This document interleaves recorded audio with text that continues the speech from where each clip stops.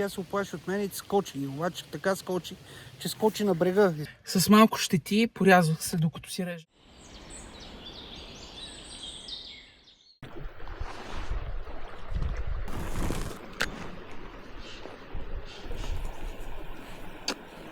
Тук това не става. Много е бърза водата тук. Това го гледа, как го основачи това с тук. Чакай. Виж ли как го влачи? Ето го как го влачи. Аз тук нищо не мога да направя.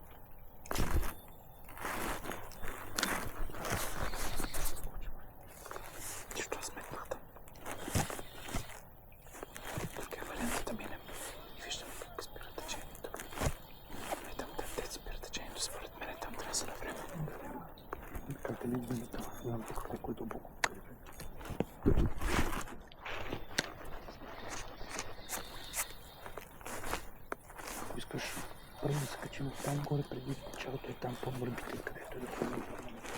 Добре, ако може ще стигнем до там. Закачи се там, като не. Защото почвата да кара, защото е по-тиха водата.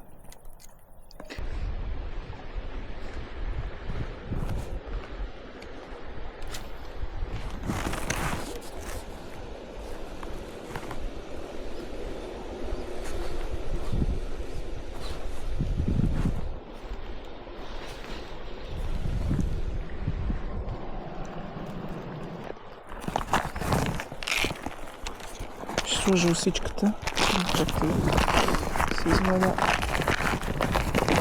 клебинката. Това цеце.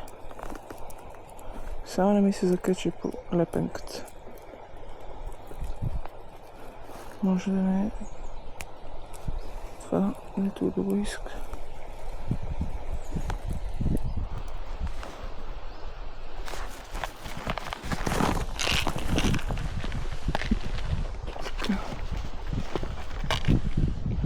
Вземам всичките.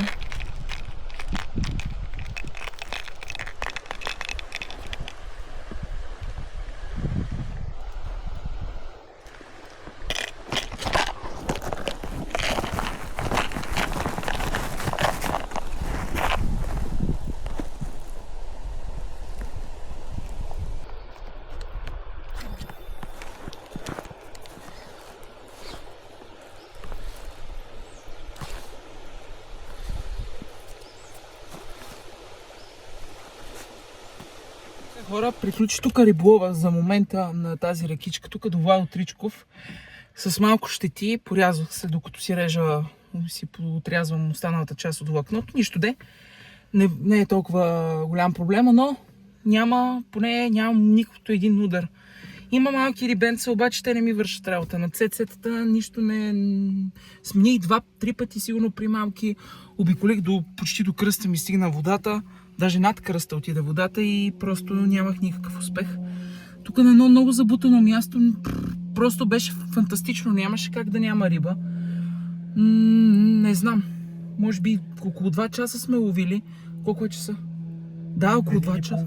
Около 2 часа ние може би към 11:30 да сме отишли, да сме се настанили в реката. До към 2 часа, може би едно почти 300-400 метра, ако не и повече сме обиколили.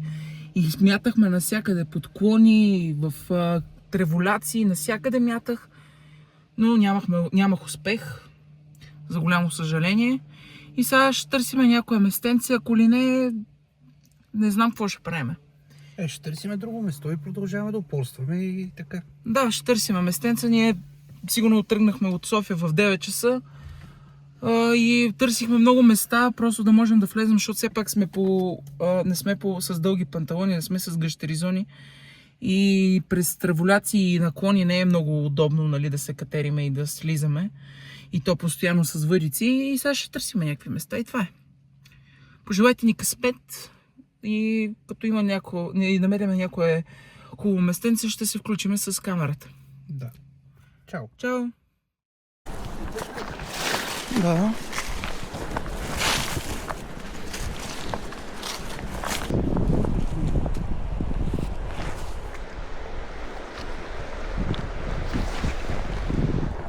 Само да се затвори.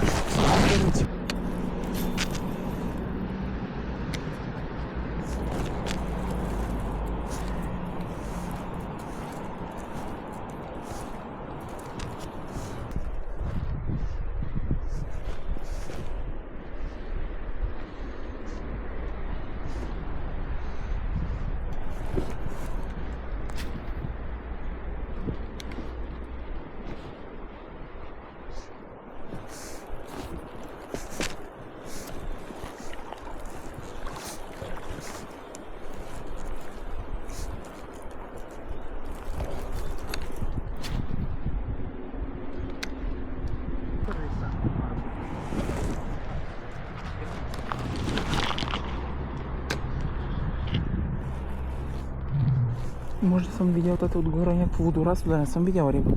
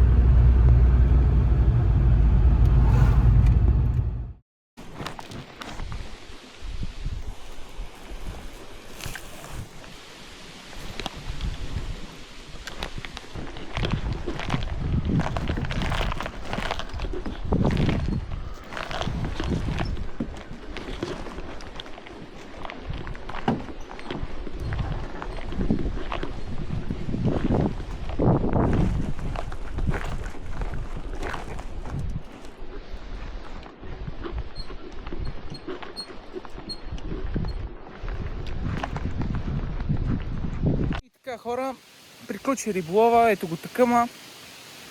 Къде сме сега? Нови Искър, тук На Въжения мост. на Въжения мост. Нищо не удари. Сигурно, може би, не сме стояли много. Това е, може би, единственото място, което сме се задържали най-малко. Но то си личи, че риба няма. Или ако има, не кълве и не взима въобще. Едно от двете. Тук паяците се разхождат спокойно във водата. Никой не ги атакува. Единственият... една жаба се опита да вземе... Цецето. Ето го. Да.